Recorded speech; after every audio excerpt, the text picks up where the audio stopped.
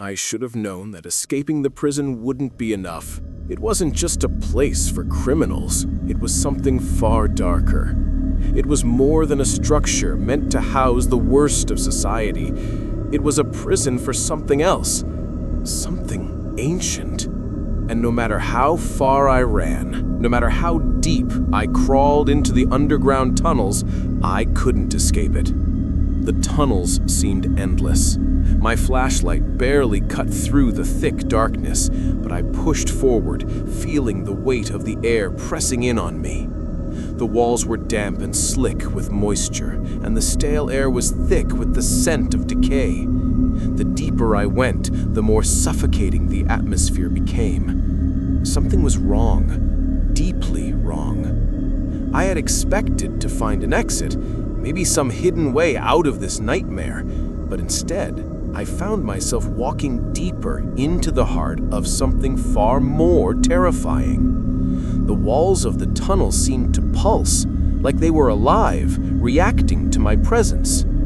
It was as though the very earth itself was alive, watching me, feeling me as I moved deeper into its bowels. The further I walked, the more the air seemed to thicken. I could feel it pressing down on me, pushing me forward. The feeling of being watched never left me. The walls closed in, and the narrow passageways twisted in impossible directions. It felt like the tunnel was bending reality itself. Then I stumbled upon something, a small, ancient-looking door set into the rock. I hesitated, unsure if I should continue, but my mind was clouded with fear and desperation. I needed to get out, and this was my only chance. I forced myself to push through the door. The door creaked as it opened, revealing a room that was far too large for what I'd imagined. The space was vast, dark, and filled with an unsettling stillness. The walls of the chamber were covered in strange, arcane symbols scratched deep into the stone. I couldn't make sense of the markings, but they looked almost alive. The symbols twisted and moved as though they were part of something else, something beyond our understanding. I stepped inside cautiously, the hairs on the back of my neck standing up. The room felt alive in a way that the rest of the prison never had. It was as though it was pulsing with energy, an ancient, dark energy that had been trapped here for centuries. In the center of the room was a massive stone pedestal.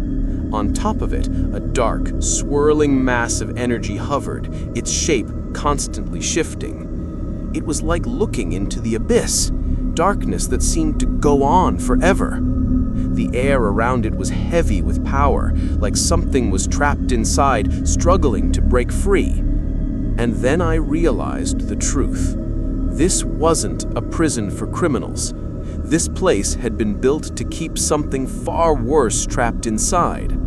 The prisoners, they weren't just normal men and women. They were part of a much larger plan. They had been brought here for a reason, to keep whatever was locked in this chamber from escaping. The prison had never been about justice.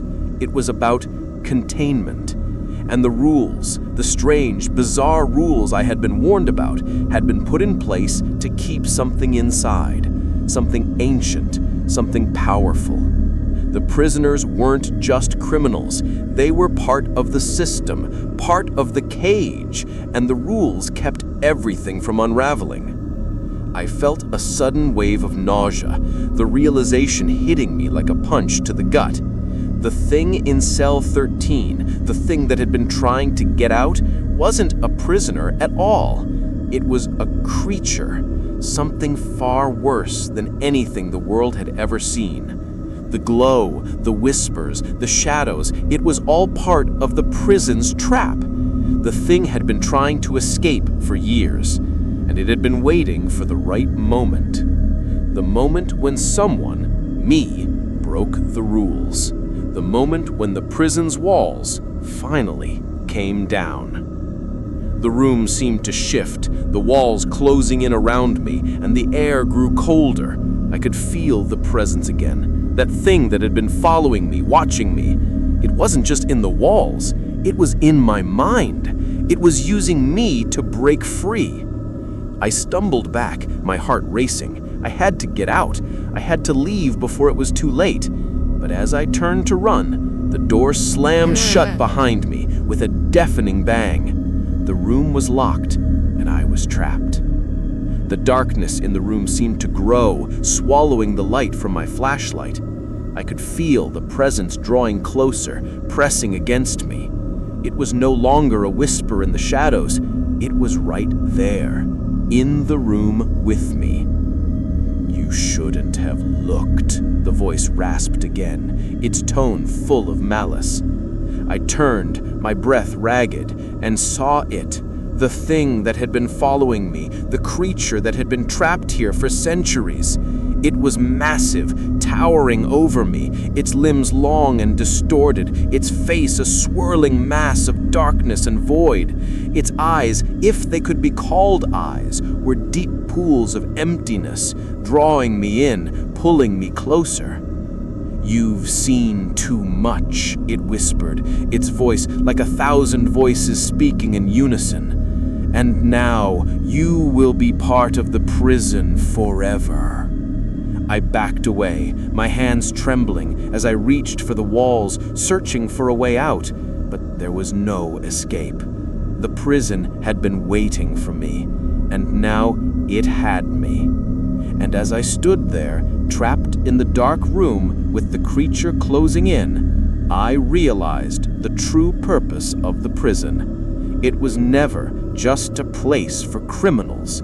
It was a place to trap us. All of us. The prisoners, the staff, everyone who had ever walked through those walls. We were all part of the trap. And now the walls were closing in on me, and there was no way out. I could feel my heart pounding in my chest, my breath quickening as the dark, twisted figure of the creature moved closer. My instinct screamed at me to run, but I knew it was too late. There was no escaping it now. The prison had become its own living nightmare, and I had unwittingly played my part in releasing it. The air in the chamber was thick with an unnatural cold. The walls seemed to pulse with energy, alive with the thing that had been trapped for so long. The creature's twisted form towered over me, its limbs stretching and contorting in unnatural ways. It wasn't just a monster. It was a force of pure darkness, a being that existed beyond anything I could comprehend. Its eyes, if you could call them eyes, were vast voids, pulling me in, suffocating me with an overwhelming sense of dread. "You shouldn't have come," it hissed, its voice 1,000 whispers merging into one. It was all around me now, echoing in my ears, vibrating in my skull. "You're part of the prison now, just like the others." My body was frozen in terror, but I knew I couldn't just stand there and let it consume me. I had to fight. I had to survive. There was no other choice. I stumbled backward, my legs shaking beneath me. My flashlight flickered, casting erratic shadows across the room. The creature's form seemed to bend and twist with every step I took. It was everywhere. The walls, the air, the very ground beneath me, it was all alive with its presence. In desperation, I grabbed for the nearest thing I could find. A jagged piece of stone lay on the floor, half buried in the dust. I picked it up, holding it tightly in my hand. The cold stone felt like a puny weapon against the creature's overwhelming power, but it was all I had. I turned to face the thing. It was still coming, slow and deliberate. I could hear its footsteps, heavy and distorted as it moved toward me. I had no plan, no escape route. All I knew was that I couldn't let it get any closer. "Stay back!" I shouted, though the words barely left my mouth. My voice shook with fear, but I held the stone tightly, preparing for the worst. The creature stopped just a few feet away from me, its vast, inky form looming above me like a nightmare made flesh. Its eyes, if you could call them eyes, were vast voids, pulling me in, suffocating me with an overwhelming sense of dread. "You shouldn't have come," it hissed, its voice 1,000 whispers merging into one. "You're part of the prison now, just like all the others before you. All those who have come and gone, who thought they could escape, they were wrong, and so are you." The words seemed to cut through the air, slicing into my chest, my breath caught in my throat. This was it. I was just another victim, another soul claimed by the prison. But even as the thought crossed my mind, something in me snapped. I wasn't going to die here. Not like this.